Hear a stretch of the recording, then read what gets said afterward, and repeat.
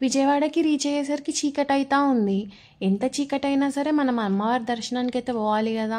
So, మేము అక్కడ ఒక చిన్న సైజ్ రూమ్స్ తీసుకున్నాం సపరేట్‌గా. ఎవరి రూమ్స్‌లోకి వాళ్ళు వెళ్ళిపోయినాము. మంచిగా ఫ్రెష్ అయ్యి, రెడీ అయ్యి, రిలాక్స్ అయ్యేసి బయటికొచ్చి కొబ్బరికాయలు గిన, అర్చన సామాన్లు అన్నీ తీసుకొని మాకు కావాల్సిన వాటర్ బాటిల్స్, బాబు కూడా ఉన్నాడు కదా మాతోటి. సో, అవన్నీ తీసుకొని పోతా ఉన్నామన్నమాట. అసలు ఈ ఇంద్రకీలాద్రి ఏంది, కనకదుర్గమాత ఏంది అంటే, కీలుడు అనే యక్షుడు అమ్మవారి కోసం తపస్సు చేసిండంట ఎన్నో ఏండ్లు.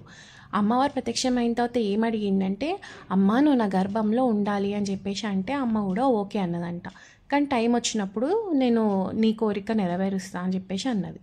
అట్లనే మహిషాసురుడు అనే రాక్షసుణ్ణి రుద్ర రూపంలో సంహరించినప్పుడు ఇంద్రుడు వచ్చేసి, అమ్మ నువ్వు ఇదే రూపంలో ఈ భూమి పైన వెలిసితే అందరికీ బాగుంటుంది అని చెప్పేసి అంటే, అప్పుడు అమ్మవారు ఈ కీలాద్రి అంటే ఈ కొండ పైన ఉందన్నమాట. సో దానికి ఇంద్రకీలాద్రి అంటారు. ఈ గుళ్ళో దర్శనం మాత్రం బాగా జరిగింది. ఈ గుళ్ళో ఇంకో స్పెషాలిటీ ఏంటి అంటే, అమ్మవారు దగ్గర నుంచి చూసినా సరే, దూరం నుంచి చూసినా సరే, అంటే ఫ్రీ దర్శనం టికెట్లు అయినా పోయినా సరే, నువ్వు పైసలెట్టి పోయినా సరే, అమ్మవారు అందరికీ సేమ్గా ఈక్వల్గా అనిపిస్తారనమాట. అక్కడ లోపల ఒక చెట్టు ఉంది. అది ఎన్నో ఏళ్ళ నుంచి ఉందంట. అక్కడ ఒక స్వామీజీ కూర్చొని ఉండే. స్వామి అసలు ఈ చెట్టుకి ఏమైనా ప్రత్యేకత ఉందా అని అడిగితే ఆయన ఏం సపోర్ట్ చేయలే, కానీ నాకు ఒక 6 బ్యాంగిల్స్ ఇచ్చినారు.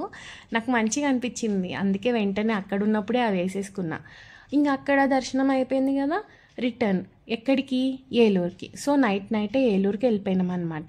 అక్కడ ఏమేమి చేసినాం, అక్కడ ఎంతసేపు ఉన్నాము, అక్కడ ఏమేమి గుళ్ళు తిరిగినాము, అవన్నీ చూడాలంటే మీరు ఇట్లనే సబ్స్క్రైబ్ చేసుకోవాలి. నెక్స్ట్ కాల్ వెయిట్ చేయాలి.